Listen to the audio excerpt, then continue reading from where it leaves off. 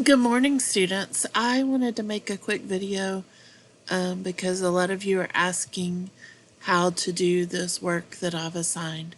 So make sure when you go into Classroom, you click on classwork, and you should have two assignments. When you click on the assignment, yours should just open up, but mine's going to look a little bit different because I'm in teacher mode.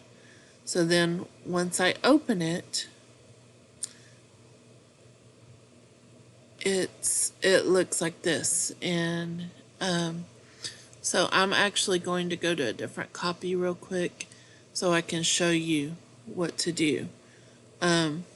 So you should be able to click on the slides and slide down using this, and each slide has something for you to answer on it.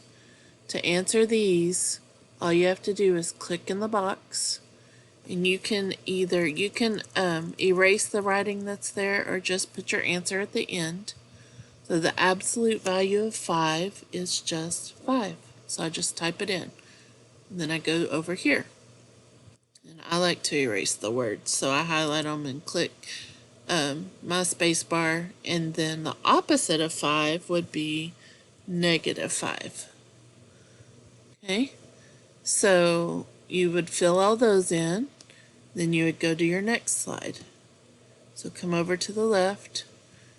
And this one says write the integer, absolute value, and opposite for each number in the situation. So right here, the temperature is 4 degrees Celsius. So the integer, I'm going to click here.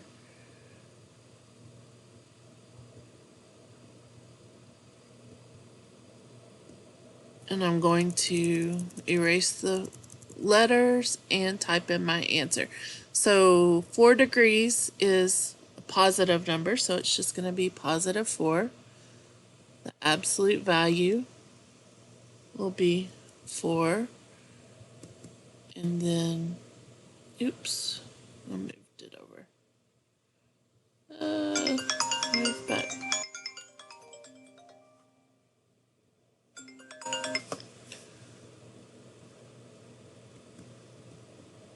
I'm sorry. Sometimes there's a little technical difficulties, but you should just be able to move that back. Okay, so the opposite of 4 degrees Celsius would be -4. So I'm going to type in -4. And then you'll do the same thing for each of those. Then I'll go to the next slide. This slide says use the shape tool to draw a box around the true statements. So first, let's see. I'm gonna, oops, I don't know what I did there. Let me go back to that slide. First, I'm going to read them and see which ones are true. So this one says the opposite of 4.5 is -4.5. Okay, that sounds true to me. So your shape tool is right here.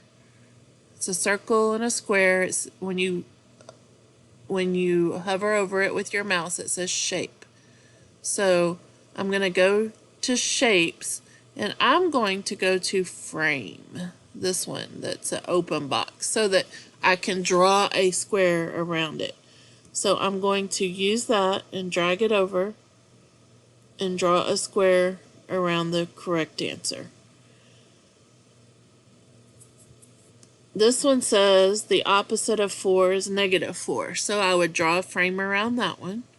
The absolute value of 5 is -5. That is not true. Absolute value can never be negative. So I will not draw a square around that one, but I will go back and go to my shapes, go to frame, and I'll draw a square around this one.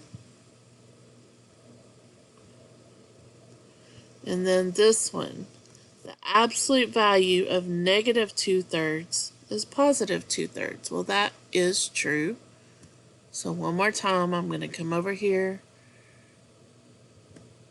go to frames, and drag my frame around this one because it's true. And then I would go down over here, scroll down to my next slide,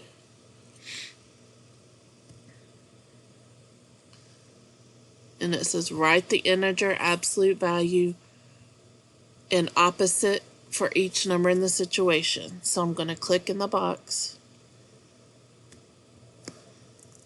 I'm going to delete the text. You don't have to delete the text. You can just add your answer at the end. But this says a football team lost 35 yards. So if you lose something, that's going down or becoming negative. So the integer is actually going to be negative 35. Okay? Now the absolute value cannot be negative. So I'm just going to type 35. Now see how that typed right in the middle of the word? I don't like that. But some people just added it here right at the end, and that's fine. I can see that. Or you can delete everything and type it in the middle. Then the opposite of negative 35 would be positive 35. I did that again. So I'm going to delete this and type 35.